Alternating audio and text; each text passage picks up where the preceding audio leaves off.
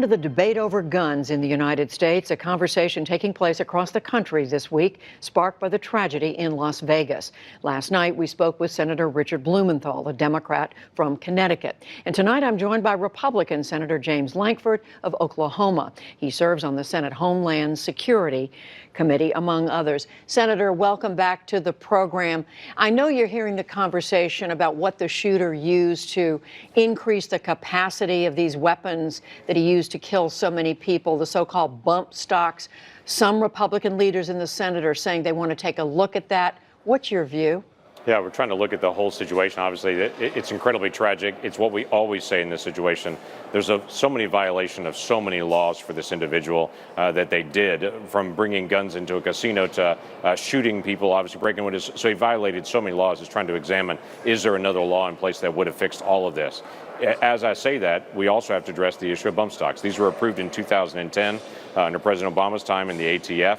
We want to go through the paperwork, which I've already pulled, to be able to take a look at how the approval was done. So those are reasonable questions to be able to ask: why it was approved, why it's been allowed since then, what it actually accomplishes, and how that fits into our total life of where we are as a nation that honors the Second Amendment as well.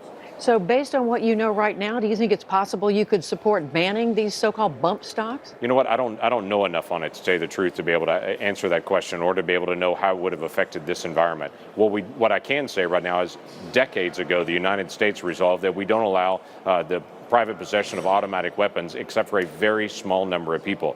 And while the individuals that sell the bump stocks would say this doesn't turn a weapon into an automatic weapon, it certainly turns them into a weapon that features and acts like an automatic weapon in its own firing mechanism. So those are questions that have to be resolved.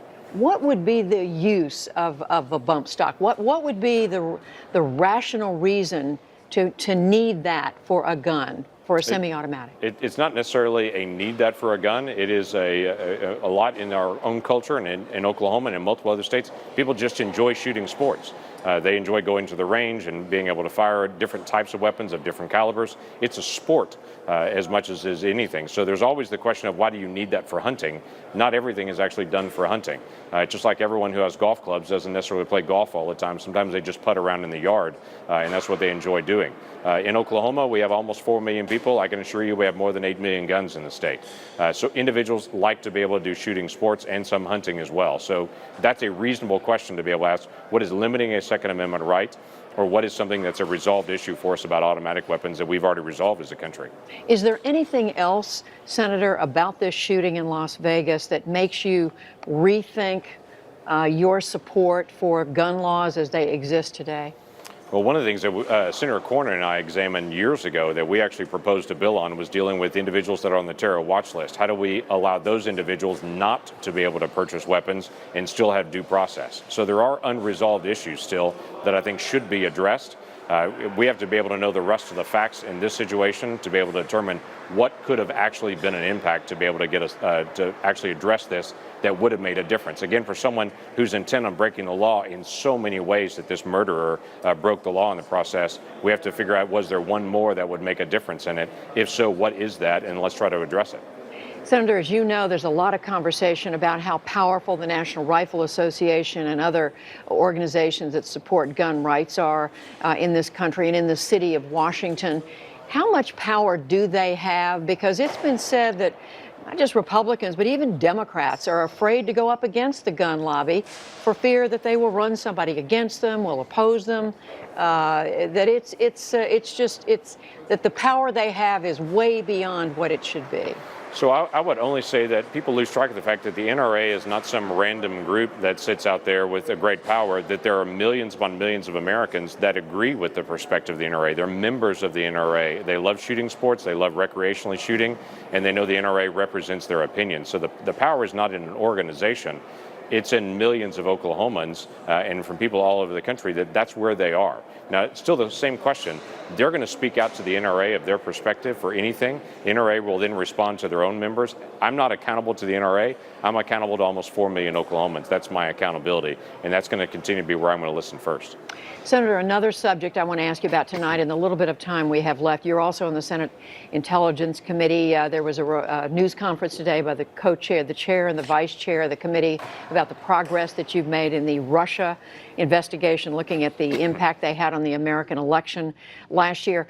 How close would you say your committee is to getting to the bottom of this? Well, we're very close in some areas, and we're undone in some others. It's what the chairman and vice chairman tried to articulate today. There are some areas that are nearly closed for us. Closed doesn't mean settled. Closed means we've gone through all the interviews, found all the facts that we think we're going to be able to find. Open means there's still some additional interviews we're going to do. We've done 100 interviews. We've gone up to 100,000 pages of total research. We've got 4,000 pages of transcripts. There's a lot of work that has already been done, but we still have some open areas that when you interview one person, they'll mention 2 or 3 other names in that interview. That means we're going to go interview those 2 or 3 other people to be able to get the rest of the story. So that part we still continue. But as I mentioned, it's hard to be able to tell whether we're halfway all the way. I think we're well past halfway personally, but you never know until you finish all the interviews and chase all the leads down. How disturbed are you finally, Senator, by what you've learned so far? I'm disturbed to be able to know that the Russians, who have tried to interfere in so many European elections, in so many elections around Russia, have now used those same tactics on the United States, and they still continue to be able to press.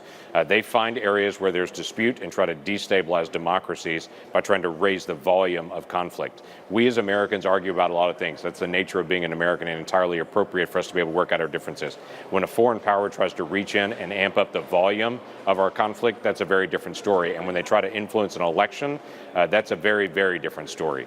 So that's disheartening and that's frustrating. It's also a wake-up call to every state election board that the Russian government is coming after them, and they're very attentive to try to find some way to be able to alter their election rolls or to be able to find some way to be able to alter the way that elections are done there. So they should pay very close attention.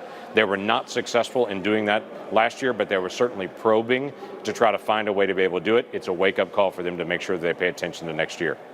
Senator James Lankford of Oklahoma, we thank you. Thank you.